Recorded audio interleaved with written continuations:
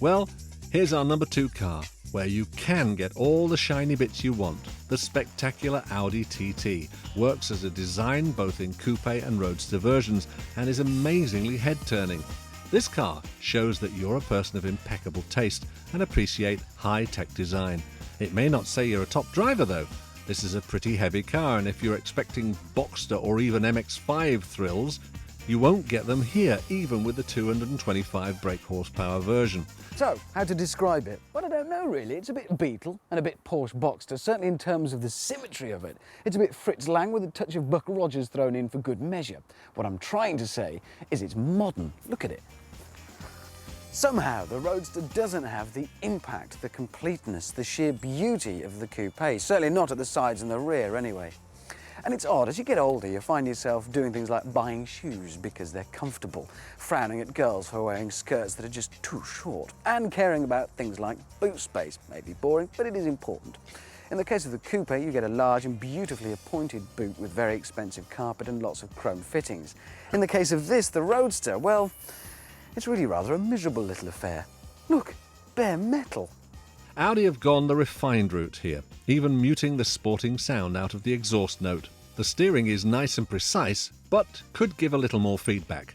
But we're talking niggles here, because the Audi TT Roadster is a fantastic package that will hold its value and give real ownership pleasure.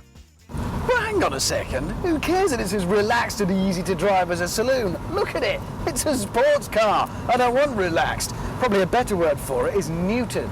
It's certainly not the most involving drive I've ever had from a sports car. It is, however, based on the Audi A3 platform, by which I think they're going to take over the world, because you'll find that platform underneath pretty much every car on the road today. Probably underneath your toaster and your dishwasher as well. But it is good news, because it is a very, very good platform. After all, sat behind the dash is just a thrill in itself, admiring the design sense of the Audi team who balanced up all the elements of functionality with aesthetics.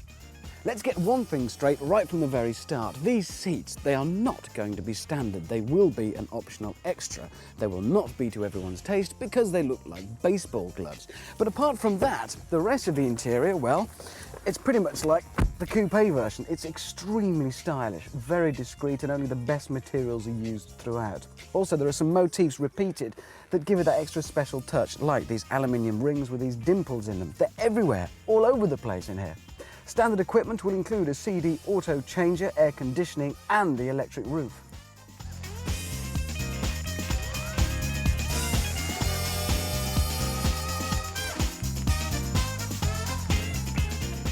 Here's a car that's really very well built.